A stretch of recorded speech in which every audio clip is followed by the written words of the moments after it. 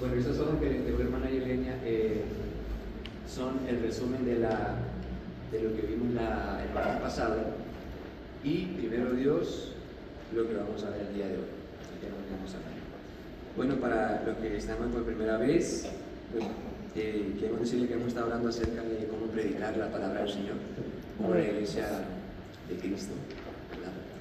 La iglesia por la que Él viene pronto, tiene que prepararse para predicar la palabra, para llevar la salvación a las personas, a los necesitados. Entonces, el día martes, voy a hacer un pequeño resumen, que también ahí lo tienen en la primera hoja. Hablamos acerca de que el predicador necesita preparar su corazón para predicar. Hablamos un poco acerca también de que todo creyente en la iglesia debe de predicar la palabra del Señor. ¿Por qué? Porque este es un mandato del Señor que Él lo dejó a cada creyente, a todos. O sea que,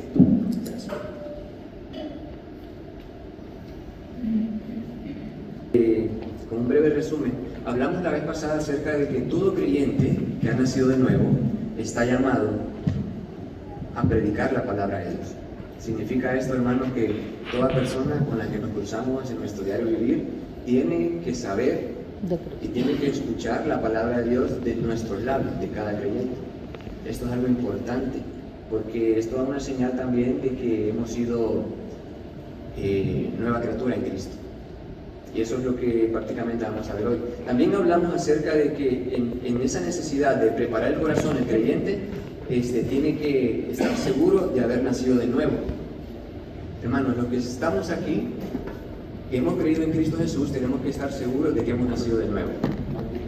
Hemos experimentado un nuevo nacimiento. Este nuevo nacimiento, hermanos, habla acerca de una regeneración que hace el Espíritu Santo solamente. No lo hace una enseñanza doctrinal.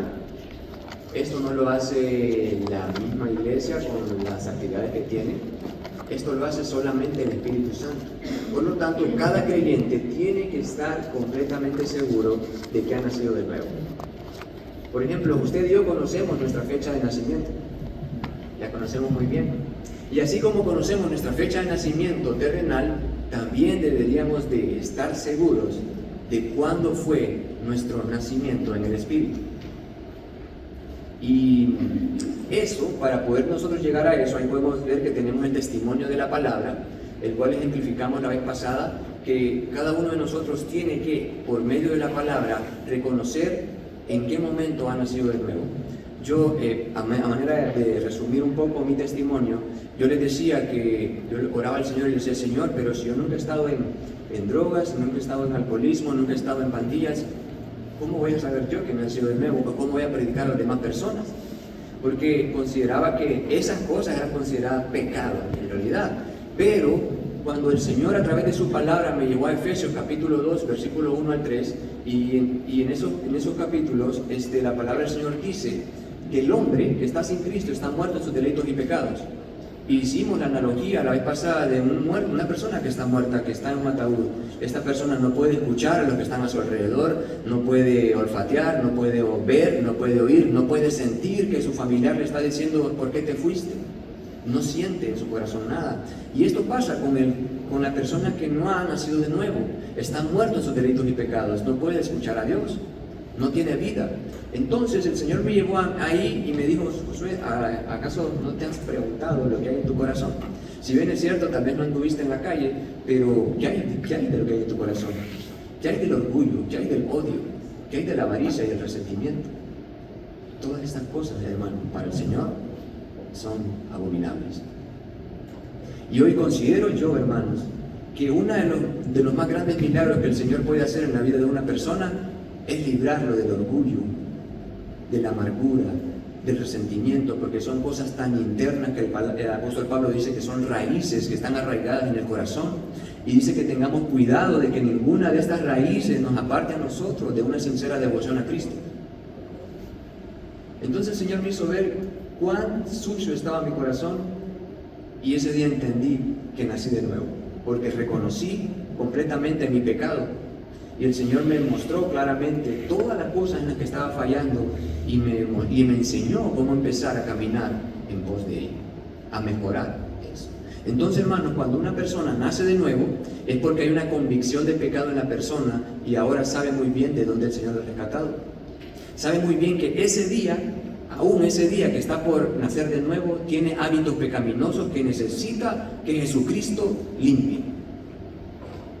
Así que, hermanos, espero que todos los que estemos aquí hayamos llegado a una convicción de pecado en la que reconozcamos todas nuestras fallas. Pero aparte de eso, nuestra necesidad de que Cristo Jesús nos limpie, nos perdone. La persona que ha nacido de nuevo es consciente de esto. Y hablábamos entonces que quien se prepara para predicar no puede ir a predicar sin antes estar seguro de que ha nacido de nuevo. ¿Cómo podría ir a predicar a alguien que no está seguro de si ha nacido de nuevo? ¿Cómo podría predicar a alguien con inseguridad? ¿Cómo podría predicar a alguien acerca de alguien que no conoce aún? Pero el creyente que ha nacido de nuevo puede acercarse con seguridad a las personas y decirle: necesitas conocer a quien me ha salvado. Necesitas conocer a quien me ha librado de la esclavitud del pecado y de la condenación de la muerte. Porque ¿sabe qué? Esos pecados condenan al hombre, lo llevan a la perdición. Entonces el creyente, todo ser humano, necesita nacer de nuevo. Amén. Así que, hermanos, si esa convicción de pecado no ha llegado a alguno de los que están aquí o los que probablemente van a ver esta por redes sociales, es necesario orar al Señor y decirle: Señor, muéstrame, como Nicodemo lo hizo, de cual vamos a hablar más adelante. Entonces, en el testimonio de la palabra, nosotros vamos a encontrar un versículo en el que el Señor nos dice: tú estás fallando en esto, has pecado y necesitas el perdón. Entonces el creyente dice: Señor, esta es mi acta de nacimiento. La mía es Efesios 2. No sé cuál es la suya, pero seguramente ya la tiene o la va a encontrar. Otro testimonio, hablamos del testimonio de la conducta. Cuando una persona ha nacido de nuevo, sí o sí tiene que haber un cambio de conducta. Hermanos, no es posible que el creyente esté por 20 años dentro de la congregación y siga siendo el mismo hermano. Esto es imposible porque esto no lo vemos en la palabra del Señor nosotros. ¿Saben lo que vemos en la palabra del Señor? Personas que una vez recibieron a Cristo, empezaron a predicar la palabra de Dios, a vivir en santidad y a ganar almas para Cristo. Eso es lo que vemos. Entonces, el creyente tiene que tener un cambio en su conducta constante. O sea, no es que una vez que recibió a Cristo cambió por completo, como la hermana a quienes les comenté el testimonio, que ella le gustaba mucho las bebidas alcohólicas, pero una vez conoció a Cristo, intentó probarlo una vez más y sintió aquello como agua hirviente, cosa que ella aborrecía. El Señor cambió su paladar. Ahora, esto, hermanos, este cambio es continuo, es día con día. Entonces, el creyente día con día tiene que cambiar su manera de actuar, su manera de hablar, su manera de pensar. Tiene que haber un cambio, porque esta es una señal de un nuevo nacimiento. Si esto no es así, hermanos, es necesario que oremos al Señor y que también seamos conscientes de los cambios que el Señor ha hecho en nuestra vida, pero también lo que tenemos que mejorar. Esto es algo que hablaba con un joven ayer y que me agradó mucho hablar con él, porque me dijo: yo sé muy bien que estoy en la iglesia y durante el tiempo que he estado en la iglesia hay muchas cosas que el Señor ha cambiado en mi vida. Y me dijo con mucha conciencia: pero también sé que hay muchas cosas que tienen que cambiar. O sea, hay mucho trabajo que hacer. Qué bueno tener la conciencia de esto, porque hay creyentes, créanme que hay creyentes que van a la congregación, tienen 20 años, no saben de dónde el Señor los ha sacado y no saben que tienen que mejorar. Esto es difícil. Es difícil. Pero el creyente tiene un cambio en su conducta. La conducta, hermanos, es un reflejo de Cristo en la vida del creyente. ¿Qué significa eso? Que ahora el creyente ya no reacciona como antes.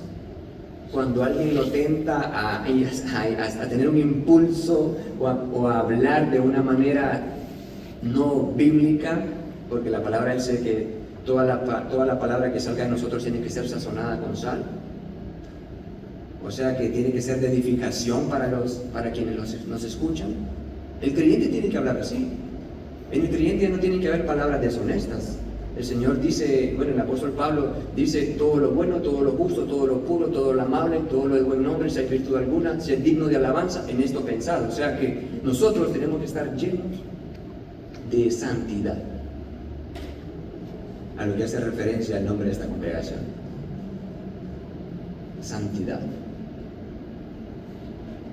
El cambio en la conducta, quería mencionar algo aquí. Mire, para llevar esto ejemplificado, cuando un creyente está llegando a ser, está llegando a la conciencia del nuevo nacimiento, es lo que le pasó a David en el Salmo 51. David en el Salmo 51. Esto usted lo puede ver en la primera página, exactamente donde tiene está subrayado en amarillo. Ahí tenemos ejemplos de la tristeza que es según Dios, que esto lleva al creyente al nuevo nacimiento, o sea, a reconocer que es pecador y que necesita el perdón. Y el ejemplo lo vemos en David en el Salmo 51. ¿Sabe lo que dice el Salmo 51? Yo sé que usted sabe lo que dice el Salmo 51. Una vez que el profeta Natán se acercó a David y le dijo, David, ¿sabías que había un hombre? Había un hombre, le dice, que tenía muchas ovejas. Muchas ovejas. Pero de repente este hombre le dijo, voy a simplificar el testimonio de Natán, y le dijo, de repente este hombre miró a otro hombre que tenía una oveja, el cual la alimentaba y la cuidaba, pero este hombre dijo, no, yo quiero esa oveja. Y vino este hombre, dice, y le arrebató la oveja al otro, voy a ponerte lo mío al pastor. Esto fue lo que pasó con David. Voy a mencionar este testimonio aquí porque es necesario. Usted sabe que David, pues, y no me gusta recordar a David como esto, pero yo creo que si la palabra lo dejó como un ejemplo, tenemos que tomarlo en consideración. David, hermanos, esto no diga que David haya o siga siendo o haya sido un hombre conforme al corazón de Dios. Pero esto demuestra que David era un hombre conforme al corazón de Dios, porque ¿sabe qué? Porque cuando David pecó, sabía cómo arrepentirse y sabía cómo volver al Señor. Y cuando el Señor le dijo a David, le dijo, este hombre yo lo elijo y es un hombre conforme a mi corazón, porque este hombre va a satisfacer mis deseos.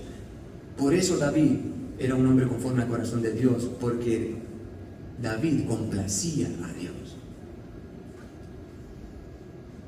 No ha habido rey como David, hermanos. Lastimosamente, un día David salió al balcón de su casa y miró a Betsabé, historia que usted conoce, la mujer de Urías, y dice que la miró hermosa y la tomó para sí. Y una vez que ella estuvo embarazada, dijo, bueno, tengo que deshacerme de su esposo, y lo mandó al frente de la batalla porque estaban en guerra. Lo mandó al frente de la batalla y le dijo a los comandantes, pónganme a Urías al frente para que cuando ataquen los enemigos, él sea el primero que muera. O sea, no solamente había adulterio ahí, había homicidio. Entonces vino David y pasó lo que pasó, usted sabe, mataron a Urías, él se hizo de Betsabé y tuvo un hijo con Betsabé, el cual murió, ¿verdad?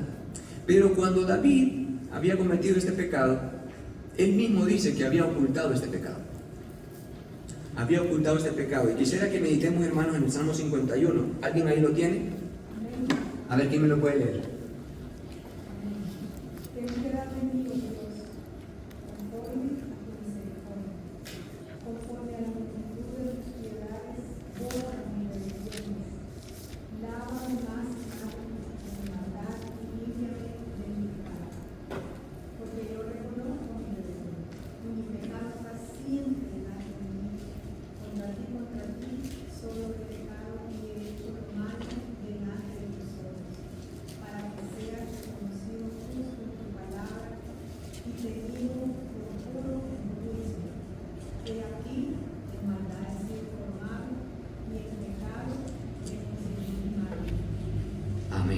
Gracias, hermano.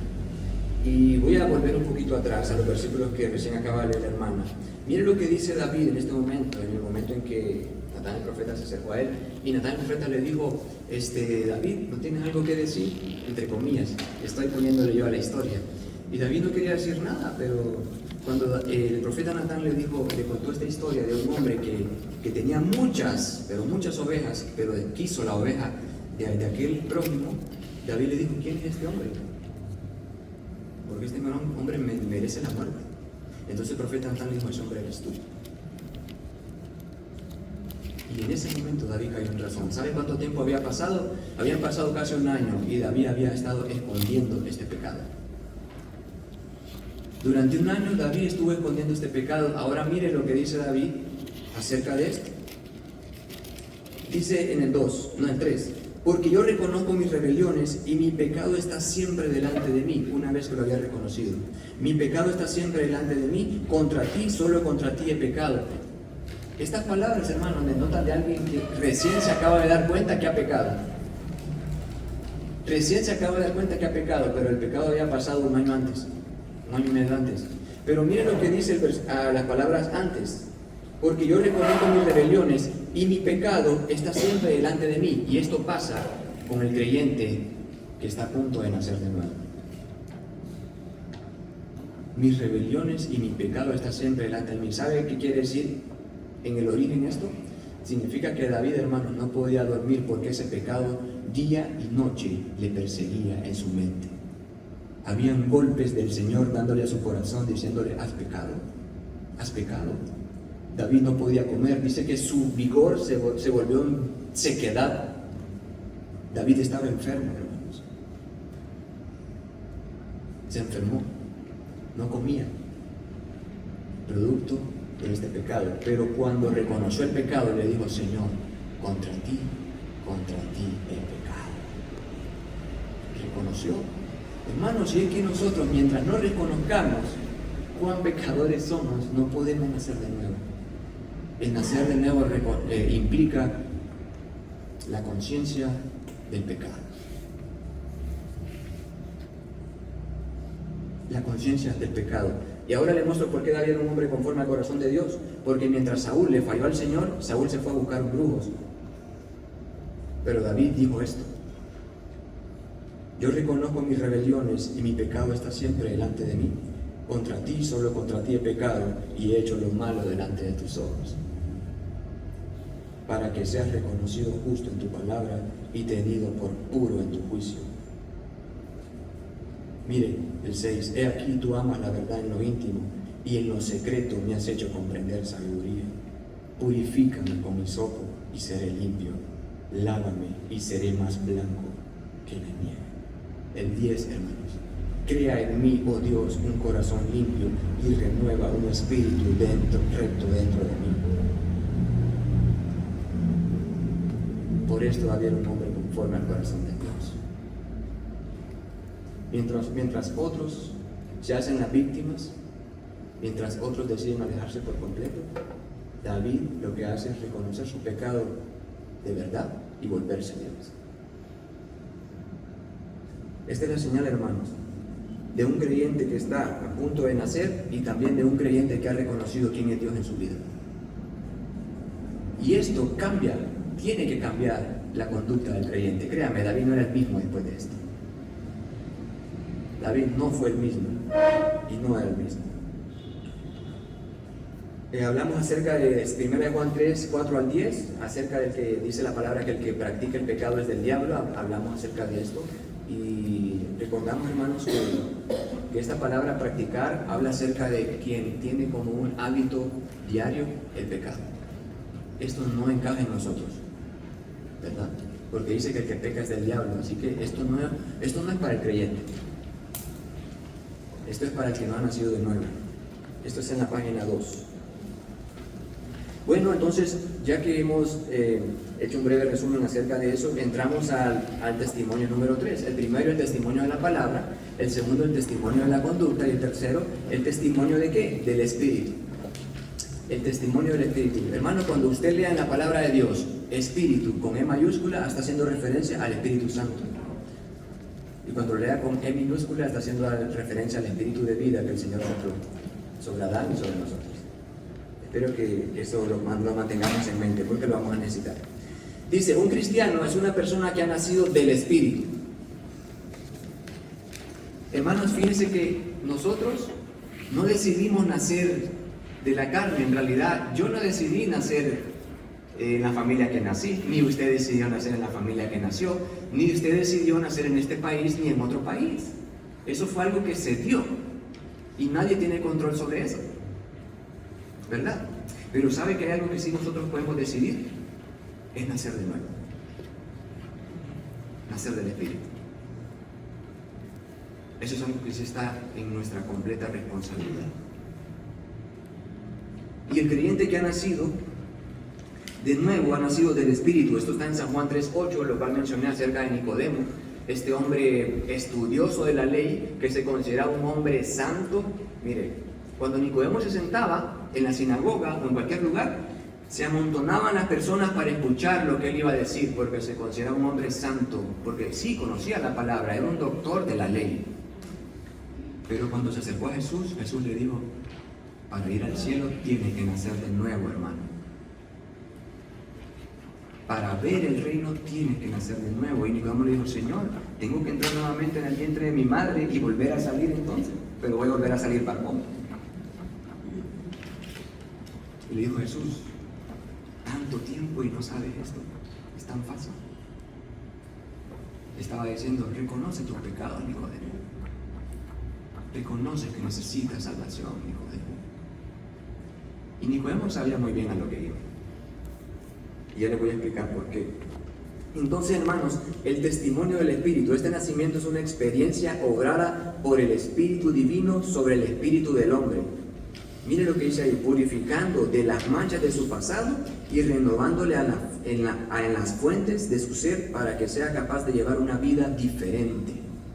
Esto es lo que hace el nacimiento en el Espíritu.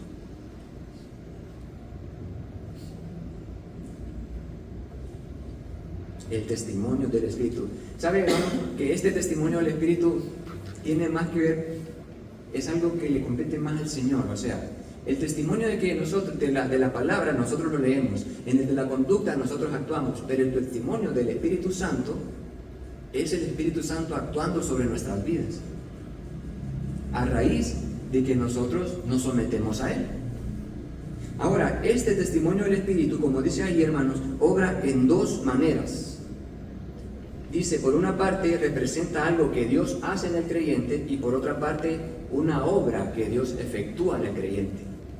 Entonces usted lo va a poder ver ahí donde está el inciso A. La primera parte, cuando el Espíritu Santo da testimonio, dice que en esta parte, esta parte se representa como una figura de un sello. O sea, hermanos, que el Señor nos sella. Cuando una persona ha nacido de nuevo, ha reconocido que es pecador y ha escuchado el Evangelio y ha reconocido a Cristo, esta persona es sellada con el Espíritu Santo. Y para eso, y eso tengo que demostrarlo con argumentos sólidos. Mire lo que dice Efesios 1:13. Si es posible, alguien me pudiera ayudar manteniendo las citas bíblicas por adelantado, porque vamos a mencionar algunas. Efesios 1:13. ¿Alguien lo tiene por ahí? Bueno, ahí está el versículo. En él también vosotros, dice, habiendo oído, quisiera que ponga atención a esto, habiendo oído a la palabra de verdad, el evangelio de vuestra salvación, y habiendo creído en él, fuisteis sellados con el Espíritu Santo de la promesa. Hermanos, mire cuando una persona es sellada con el Espíritu Santo de la promesa. Efesios 1:13. Cuando oyeron la palabra de verdad, el evangelio de nuestra salvación, y creyeron en él, fuisteis sellados con el Espíritu Santo de la promesa. El apóstol Pablo hablándole a los efesios. ¿Qué es este sello del Espíritu Santo? ¿Saben? Usted y yo estamos sellados por el Espíritu Santo. Si usted ha creído, como dice aquí, habiendo oído la palabra de verdad, el evangelio de vuestra salvación, y habiendo creído en él, fuisteis sellados por el Espíritu. Hermanos, no podemos vivir nosotros como no sellados. Somos sellados. ¿Y sabe qué significa esto, hermano? Cuando hay un sello en un papel, cuando hay un sello en un pergamino, esto implica, hermanos, propiedad, valor. Así que si usted ha sido sellada y sellado con el Espíritu Santo, usted es propiedad de Dios. es propiedad de Dios. ¿Qué significa esto, hermanos? Que si usted es propiedad de Dios, ahora Satanás puede hacer cualquier cosa con usted. Claro que no. Pero no podemos vivir nosotros pensando que Satanás puede hacer cualquier cosa con nosotros, a menos que Dios se lo permita, porque el único ejemplo bíblico, o más ejemplos bíblicos que he visto en la palabra, el más exactamente, Job. Satanás no tiene autoridad sobre los sellados. Eso no está en la palabra del Señor. Y si usted ha recibido la palabra y ha creído, usted está sellado con el Espíritu. Esto significa autoridad y valor y propiedad. Propiedad de Cristo. Y dice, y no contristéis al Espíritu, Efesios 4:30, y no contristéis al Espíritu Santo de Dios, con el cual fuisteis sellados para el día de la redención. Un sello indica propiedad, constituye una garantía de calidad y pregona una promesa de protección. Eso está sobre nosotros. En segundo lugar, hermanos, la obra efectuada del Espíritu Santo se representa como las primicias o las arras del Espíritu. ¿Qué significa esto? Es una garantía. Una vez que usted y yo hemos sido sellados con el Espíritu Santo, el Señor nos ha dado las arras. Y esto significa, ¿sabe qué? Significa, un día voy a volver por ti. Voy a volver por ti y te voy a dar un cuerpo nuevo para que habites en el reino. Porque, hermanos, con este cuerpo y con esta mente nosotros no podemos habitar en el reino. No podemos. El Espíritu Santo tiene que hacer esa obra en nosotros. Y por eso nos dejó esa garantía, esa seguridad, y eso es lo que esperamos nosotros, hermanos. Por medio del Espíritu. Y este testimonio, ¿quién nos da? El Espíritu, ¿sabe? Nosotros somos los sellados. El Apocalipsis habla acerca de 144,000 sellados, habla los que están sellados con el sello de la bestia, y también habla de los que estamos sellados con el Espíritu Santo. ¿Sabe? ¿Qué va a distinguir al cristiano del mundano? El sello del Espíritu Santo. El Señor va a decir, bueno, estos son los míos, estos son mis sellados, vénganse conmigo. ¿Y quiénes son los sellados? Los que oyeron, los que creyeron. Ellos son propiedad. Hermanos, no podemos vivir nosotros como a veces hay terrenos que dicen, ese terreno no tiene dueño y cualquiera puede ir a hacer lo que quiera a ese terreno. Nosotros ya no podemos vivir así, los cristianos. Satanás ya no tiene ninguna autoridad ni lugar sobre nuestras vidas. Hay un versículo en la palabra de Dios que dice, ni deis lugar al diablo. Solo para eso escribió ese versículo. Ni deis lugar al diablo. No le den ninguna parcela de terreno en sus corazones a Satanás. Porque somos del Espíritu. Y todos los versículos que usted va a seguir leyendo allí hablan acerca de esta verdad. Que somos el templo del Espíritu. Gálatas. Damos el fruto del Espíritu. Amén. Así es. Entonces este es el testimonio del Espíritu Santo en nuestras vidas. En conclusión, entonces, el creyente está seguro de haber nacido de nuevo por el testimonio de la palabra, el testimonio de la conducta y el testimonio del Espíritu Santo. Son tres cosas que a usted y a mí nos tienen que dar seguridad de que hemos nacido de nuevo. Ahora, porque usted dirá, ¿y de qué me sirve todo esto para predicar? Hermanos, les estoy dando prácticamente la identidad del creyente en Cristo. Porque cuando usted y yo nos presentamos a una persona, tenemos que presentarnos con una identidad, sabiendo a quién pertenecemos, sabiendo que no somos huérfanos y sabiendo también que estamos protegidos, que estamos en las manos del Señor. Y con esta autoridad nos presentamos nosotros a las personas y ellos van a saber muy bien quién está frente a ellas. No nos podemos presentar, como dije la vez pasada, sin identidad ante las personas inconversas. Ok, lo que el creyente debe encontrar en su alma también es un profundo deseo de ver salvos a otros. Un profundo deseo de ver salvos a otros. Esto tiene que estar en nuestros corazones, hermanos. Una señal de que el creyente ha nacido de nuevo y que también está caminando en el Espíritu es que tiene un profundo deseo de ver salvo a otros. ¿A quiénes? A su familia, a sus compañeros de trabajo, a los perdidos. Hermano, esto tiene que brotar de nuestros corazones, tiene que fluir. Mire, si bien es cierto, hay momentos en los que el mundo en realidad no quiere, pero nosotros no podemos ceder, no podemos menguar a esto. Este deseo, hermano, de ver salvos a otros, tiene que estar todos los días en nuestra vida, en nuestro diario vivir. Hermanos, porque créanme, está en juego las almas, está en juego una eternidad con Cristo o una eternidad en condenación. Esas personas que van a pasar frente a nosotros, un día van a tener que dar cuentas. Y qué bueno sería que movidos por este deseo nuestro de ganar esta alma para Cristo, ellos puedan recibir la palabra. Entonces dice que tiene que haber un profundo deseo de ver salvo a otros, y ahí vemos unos cuantos ejemplos. En el caso de Andrés, que fue a llamar a Simón cuando Jesús lo llamó. Felipe halló a Natanael también, eso lo puede ver ahí en San Juan 1:41. Cornelio, hermanos, fue el primer gentil convertido a Cristo. ¿Y sabe quién les predicó? Pedro. Pedro tenía un dilema en él, tenía un problema, Pedro. Él decía, yo no le voy a predicar a los gentiles porque estos gentiles son indignos. No son dignos de la bendición de Dios. O sea, usted y yo, en aquel momento, Pedro no nos podía predicar a nosotros.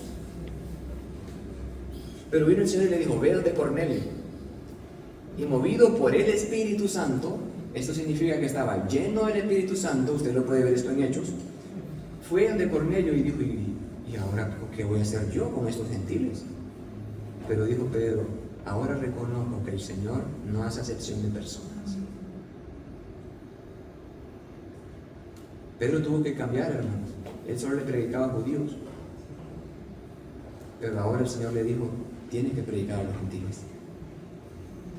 Y cuando Dios le dijo a Pedro, a ti te dará las llaves del reino, le estaba diciendo especialmente esto. Muchos creen que Pedro es el que tiene las llaves del reino y es el que deja entrar y salir a las personas. Pero no es esto, hermanos. Cuando Dios le dijo a Pedro que a él le iba a dar las llaves del reino, le estaba diciendo prácticamente que él iba a predicar, iba a ser el primer predicador a los gentiles. Porque no fue Pablo el primer predicador, fue Pedro.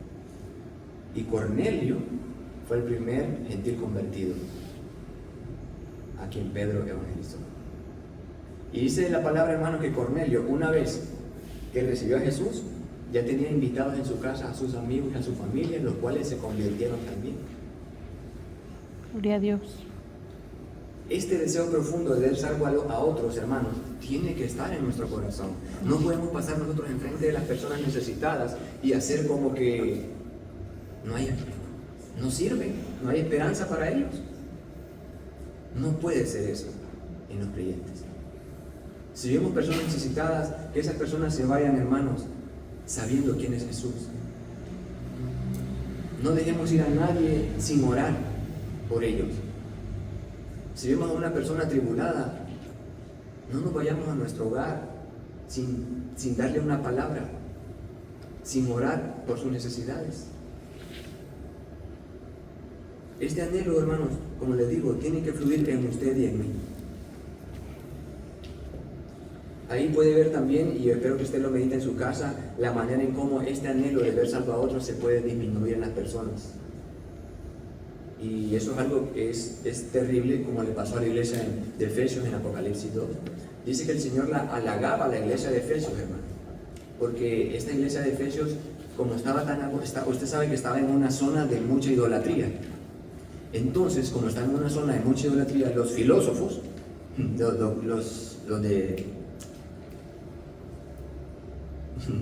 me acuerdo cómo llamar a estas personas, los griegos, iban y ellos transmitían sus ideologías. Las ideologías de Platón, de Aristóteles y de todos estos filósofos llegaron a la iglesia en Efeso. Entonces la iglesia de Éfeso, hermano, había llegado a tener un gran discernimiento de los falsos maestros, porque conocían acerca de filosofías, pero habían escuchado acerca de Cristo. Entonces se habían convertido a Cristo. Pero una vez que se convirtieron a Cristo y empezaron a ganar almas, un tiempo empezaron a decaerse. Empezaron otra vez a hacerle caso a las filosofías paganas. Después los mismos efesios estaban pensando que ellos tenían que ganarse la salvación. Sí, esto pasaba, hermano. Entonces cuando Dios les habla a la iglesia de Efesios en Apocalipsis, y por medio del apóstol Juan les dice: has perdido tu primer amor. O sea, has dejado de ganar almas.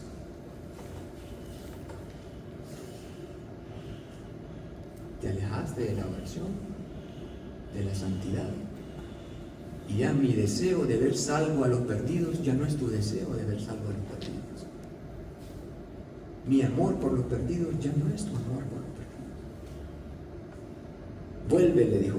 Si bien es cierto, trabajas arduamente, echas fuera a los falsos maestros. Mira, hermano, yo no he encontrado elogios tan grandes a las iglesias como la que le han dado a Efesios. Pero le dijo: has perdido tu primer amor. Vuelve a predicar. Vuelve a predicar, porque estaban todos enfocados en los servicios, en hacer todas las actividades posibles, pero el amor al prójimo se había perdido, y se había perdido la convicción de la salvación por medio de la cruz de Cristo.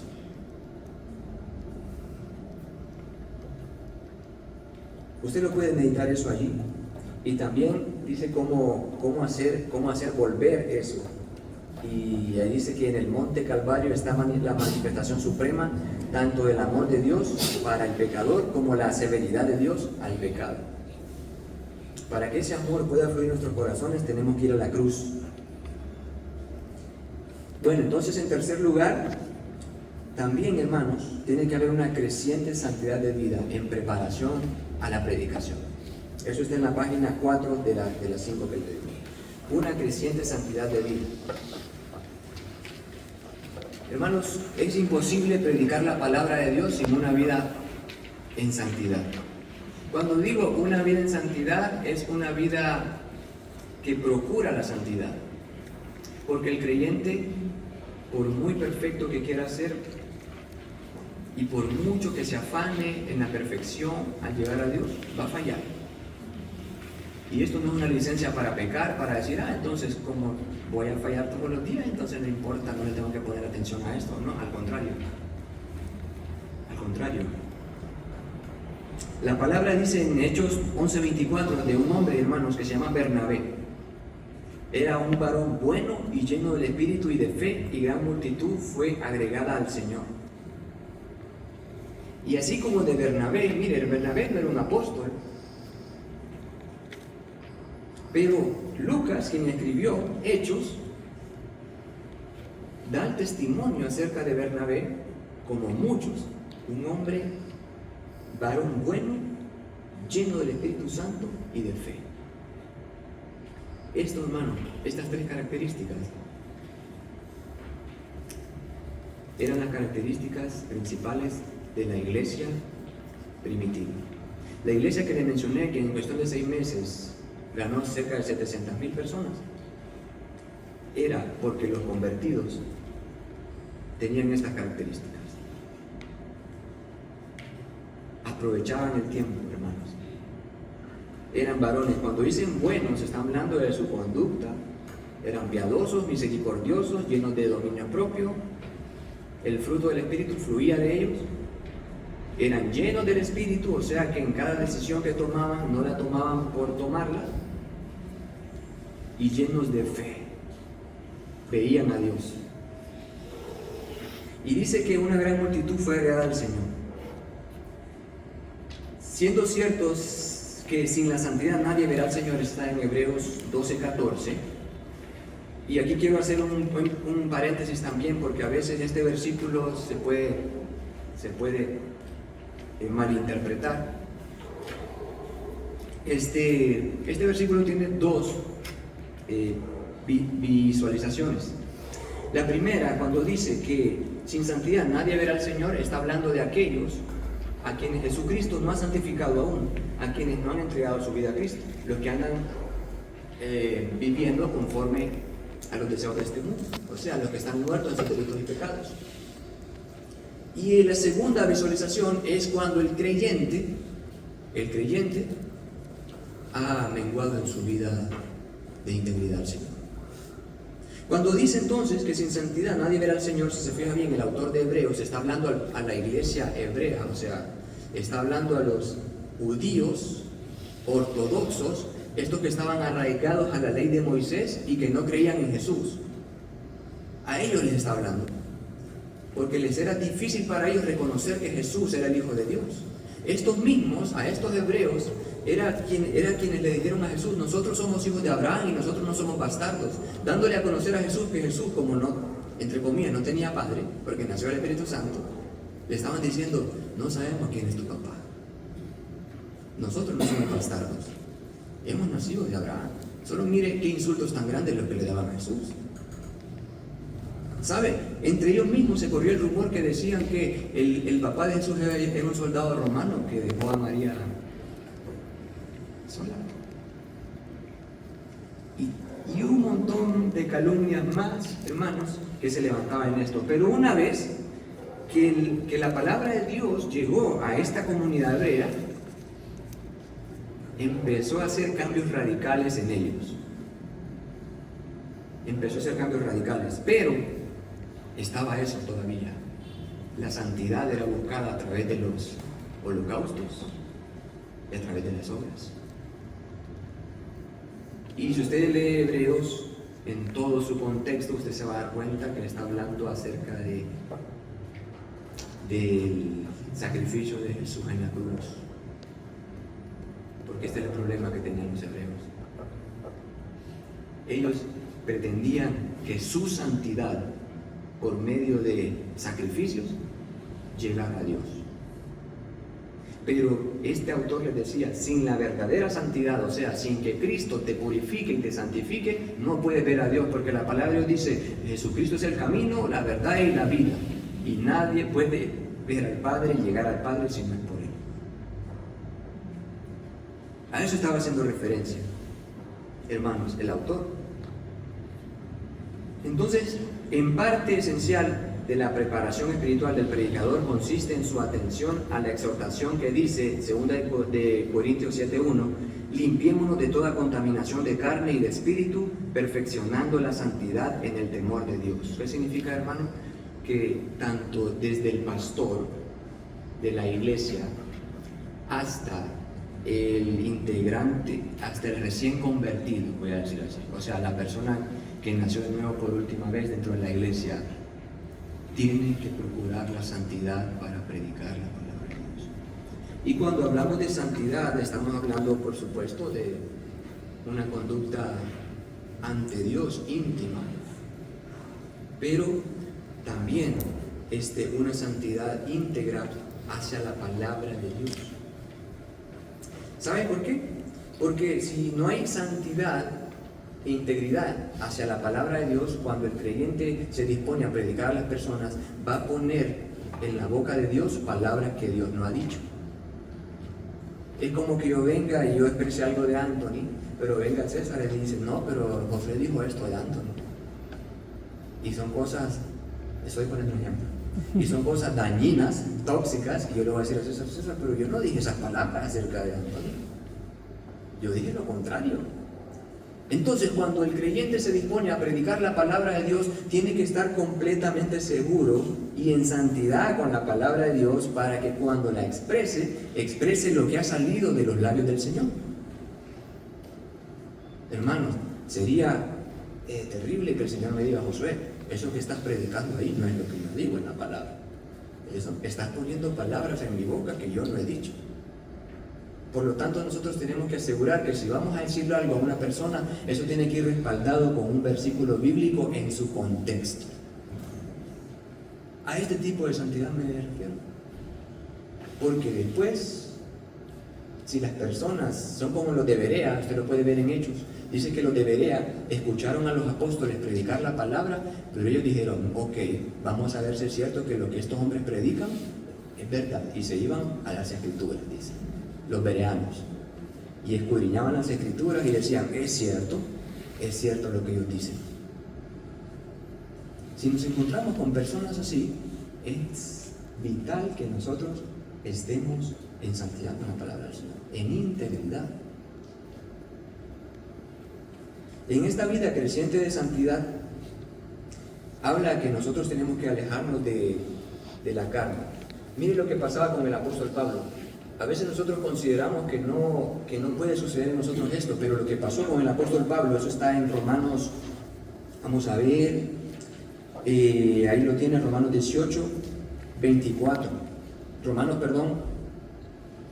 puse el capítulo. Perdón, esto es Romanos 7, 18 al 24, si no me equivoco. 7, 18 al 24, vamos a ver. Perdón que se me olvidó poner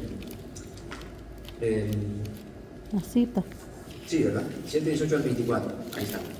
Entonces, si usted se ubica en Romanos 7, 18 al 24, mire las palabras que está diciendo el apóstol Pablo con respecto a la santidad. Y sabe, el apóstol Pablo para este entonces ya había conocido a Cristo. Había pasado bastante tiempo. Pablo, hermano, ya había hecho la obra de Cristo cuando escribió esto. Mire lo que dice el apóstol Pablo. Yo sé que en mí, esto es en mi carne, no mora el bien. Porque el querer el bien está en mí, pero no el hacerlo.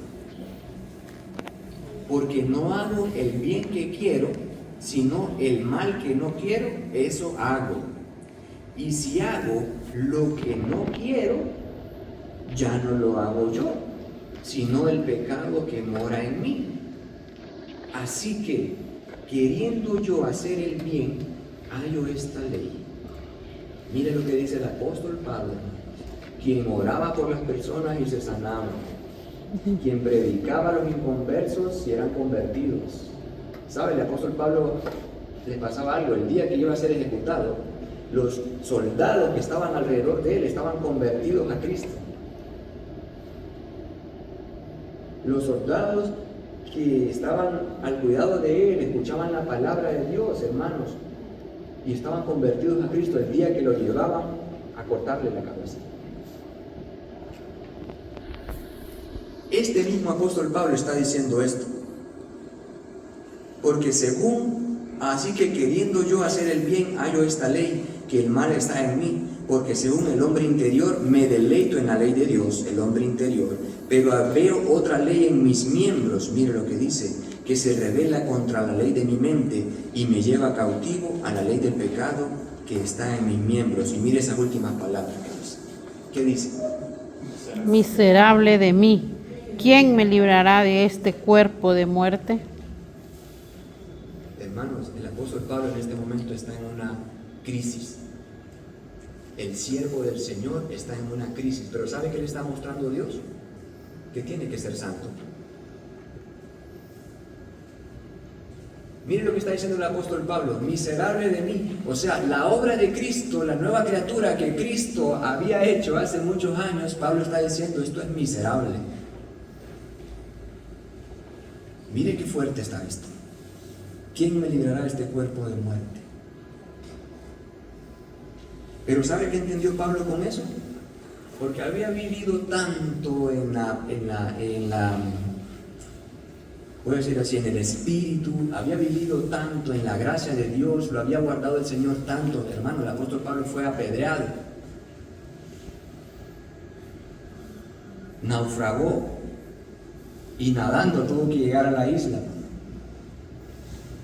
Hermanos, cuando el apóstol Pablo estaba en la cárcel, estaba encadenado, les dije la vez pasada, y en esas cárceles todo el orín y el popó de los otros presos iban a dar a donde estaba él, porque a él se le consideraba uno de los peores criminales, y él estaba atado de manos y pies. Estaba atado de manos y pies, y llegó un momento en el que expresa esto, miserable de mí. Pero ¿sabe qué pasaba? Es porque a veces el creyente cree que no necesita al Espíritu Santo. El creyente cree que no necesita a Cristo. Hermanos, un creyente que está lleno del Señor sabe bien que al siguiente día quiere más y necesita más del Señor. Miserable de mí, dijo el apóstol Pablo, ¿quién me librará de este cuerpo de muerte? A veces, hermanos, puede que esto nos suceda a nosotros en algún momento de nuestra vida en Cristo. ¿Sí? Puede que nos suceda. Pero hay que hacer lo que hizo también el apóstol Pablo en los capítulos 6 y 8, y lo voy a resumir. ¿Sabe qué dijo el apóstol Pablo? En el capítulo 6 y 8, sí.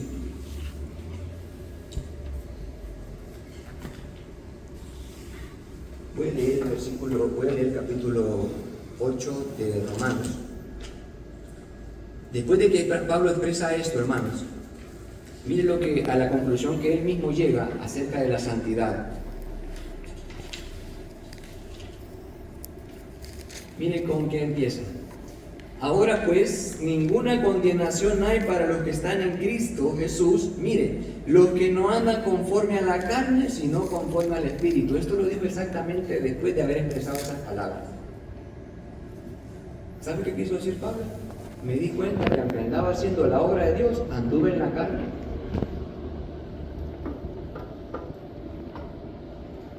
Pablo se estaba sintiendo condenado, hermanos. ¿Quién no se va a sentir condenado al decir, ¿quién me librará de este cuerpo de muerte?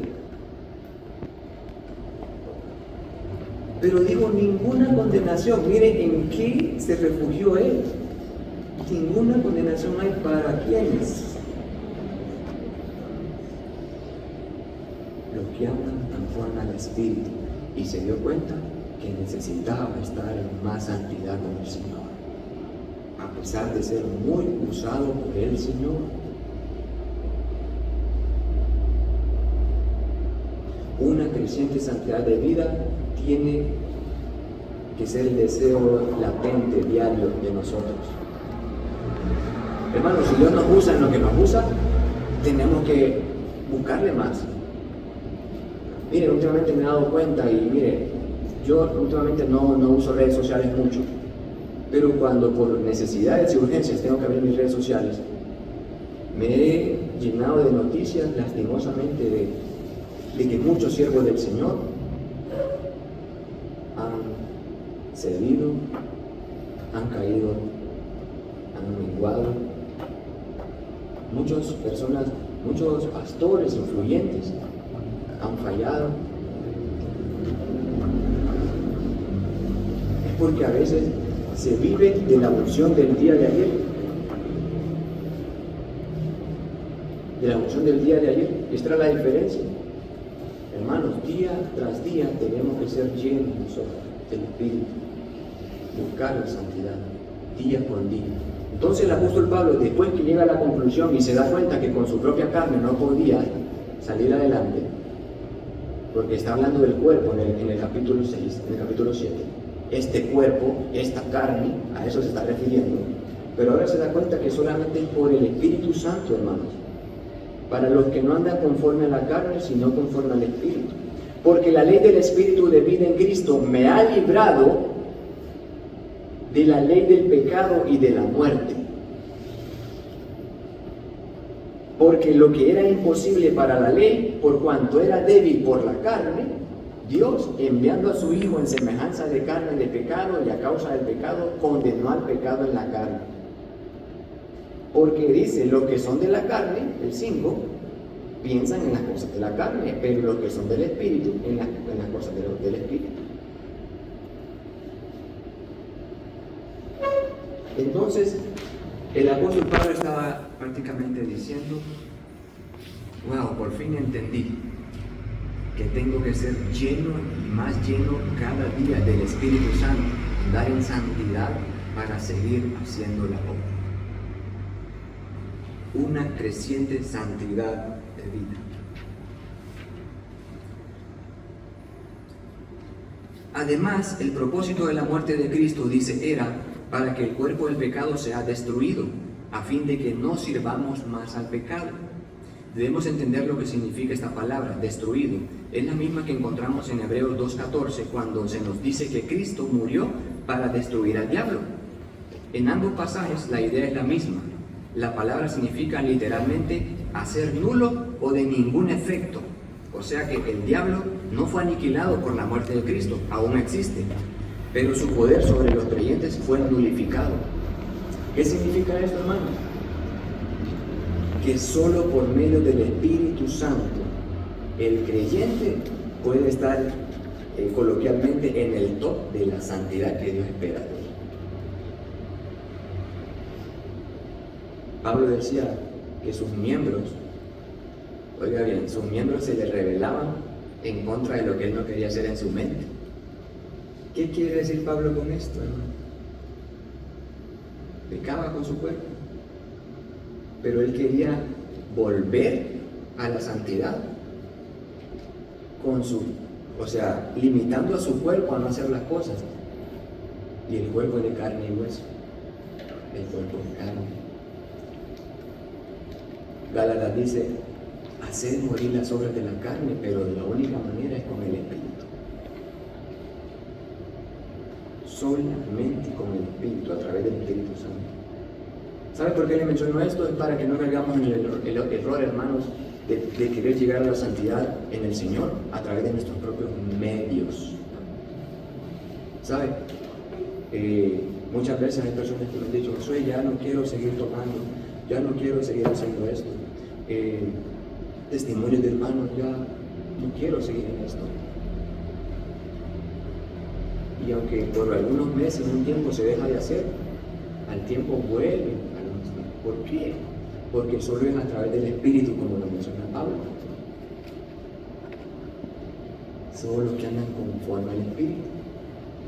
Hermanos, si es posible que el creyente pueda en algunas áreas de su vida vivir conforme a la carne. Pero esa es un área que tiene que entregar al Señor.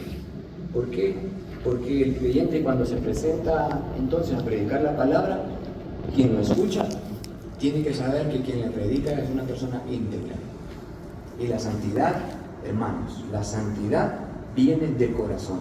Mire, cuando uno de nosotros peca, voy a ponerme como ejemplo, cuando yo peco, ustedes ven el resultado de mi pecado, ustedes ven lo externo. ¿Sí? Digamos que supieran que yo peco en algo. Ustedes van a ver lo externo de eso, pero ustedes no saben que esa batalla yo ya la había perdido mucho tiempo antes en mi corazón. Porque cuando yo perdí esa batalla en mi corazón, luego se fue a mi mente y mi mente lo empezó a maquinar. Y una vez que mi mente la maquinó, la llevó a cabo. Pero el pecado no fue cometido un año después. O sea, David no pecó en el instante. David salió al balcón de su casa, miró a Betsabé preciosa y empezó a maquinar en su mente. O sea, la batalla la perdió desde el momento en que la miró hermosa. Desde el momento en que la miró hermosa en su corazón, perdió la batalla. Luego empezó en su mente a maquinar. Y luego culminó en tomarla como esposa y matar a su esposa. Hermanos, esto lleva un lapso de tiempo. El pecado no es de un solo. Entonces, la santidad tiene que venir del corazón. Y es por eso que estoy mencionando esto. No tenemos que perder ninguna batalla en nuestro corazón con respecto a la tentación. Porque una vez que perdemos esa batalla en el corazón, es cuestión de tiempo para que eso sea visible. Es cuestión de tiempo. Por eso tenemos que andar en el Espíritu y no satisfacer los deseos de la carne. Y una vez que el creyente vive en el Espíritu, agradando al Señor en santidad, esta palabra que llega a los corazones de las personas empieza a generar efecto. Empieza a generar efecto. Voy a quedarme aquí hoy, hermanos, y es posible que la próxima semana ya entremos en materia de cómo elaborar o cómo presentarnos ante las demás personas al momento de llevarles la palabra de Dios. Gloria a Dios. Y también es posible que podamos tener algunos ejemplos de algunos de ustedes que lo puedan realizar. Créanme que el motivo de esto, hermano, es que al terminar esto no dejemos ir a nadie sin que reciba la palabra de Dios. Nadie a nuestro alrededor que se vaya limpio sin la palabra de Dios. Todos tienen que recibirla. Amén. Amén.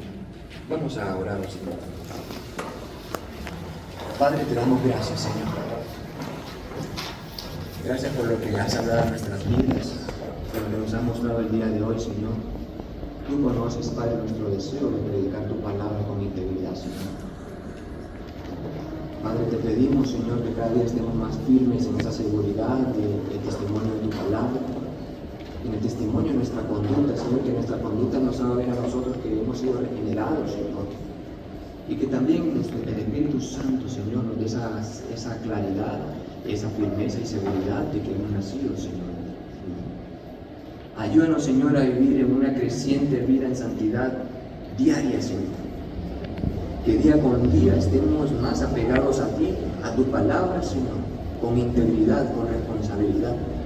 Para que cuando la prediquemos, Señor, esta palabra llegue a los corazones y transforme las vidas, y tú hagas la obra perfecta, y tú salves, Señor, porque tu voluntad, dice tu palabra, Señor, es que todos procedan al arrepentimiento y que nadie se pierda, Señor.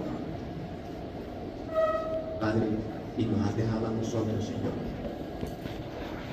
Nadie más tiene esta bendición y esta responsabilidad de llevar tu palabra que tu iglesia, Señor. Permítenos, Señor, te lo pedimos de todo corazón. Permítenos, Señor, cumplir con esta labor a la excelencia, Señor. Yo te pido que abras nuestros corazones y nuestras mentes y que esto quede impregnado, Señor, para siempre en nuestras vidas y podamos ponerlo en práctica, Señor, hasta el día en que tú vengas. Te pido que bendigas a cada hermano y hermana aquí presente, Señor, a cada familia también de los que están aquí, Señor. Padre, que seas tú llevando, Señor, tu palabra a cada familia, a cada miembro de la familia, desde el pequeño hasta el mayor, Señor. Salva nuestros caminos, Señor. Padre, desde ya, Espíritu Santo, te pedimos tu unción para que pongas tu palabra en nuestra boca, Señor, y nos enseñes a llevarla, Señor, a las naciones. En el nombre maravilloso de Jesús. Tuya es la gloria y la honra, Señor, y lo será por los siglos de los siglos. Amén. Amén. Que te bendiga, hermanos.